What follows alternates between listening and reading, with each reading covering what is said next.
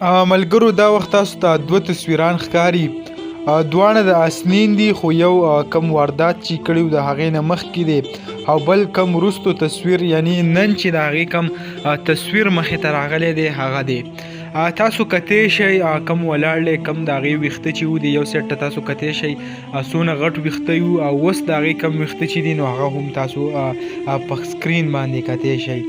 د ویښتو سره سره په لاس کې ورسره تسبیح هم ورسره دي، یعنی یو داسې ظالم انسان چې هغه خپل پلار مور باندې ډزې وکړي، د کم په نتیجه کې چې د هغه پلار وفات شو او مور یې زخمی ده،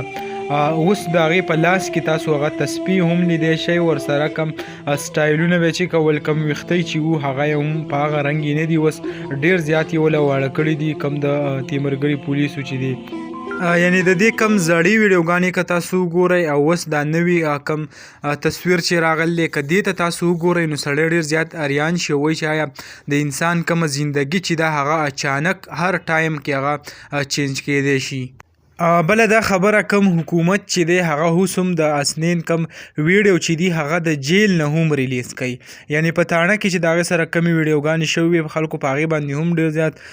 بحث شروع کړی، ویلی چې آیا یو کس هغه داسې واردات وکړي نو دې خلکو له بیا نه دي په کار چې هغه پسې ځي او د هغې نه هلته په تاڼو کې انټرویو اخلي.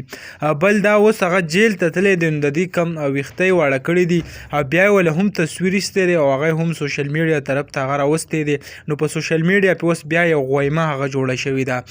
نو د حکومت نه هم یو مطالبه کوو چې آیا تاسو هم داسې قسمه واقعیت مه کوئ چې د خلکو هلته ویښته اخوا دېخوا ورسره وکړئ او بیا د هغې کوم تصویران چې دی په سوشل میډیا باندې شیر کوئ نو هغه هم تاسو له داسې نه دي په کار، ځکه چې د دنیا په یو حکومت کې هم دا قصه نشته چې هغه د خلکو تصویر یا ویډیو هغه وایرل کوي. نو دغه لنډه شان ویډیو به تاسو سره هم شریک کړه. امید لرم ویډیو مو خوښه شوي، که ویډیو مو خوښه شوي ویډیو لایک کړئ، که زموږ په چینل نوی چینل سبسکرایب کړئ داسې نور ویډیوګانو دپاره.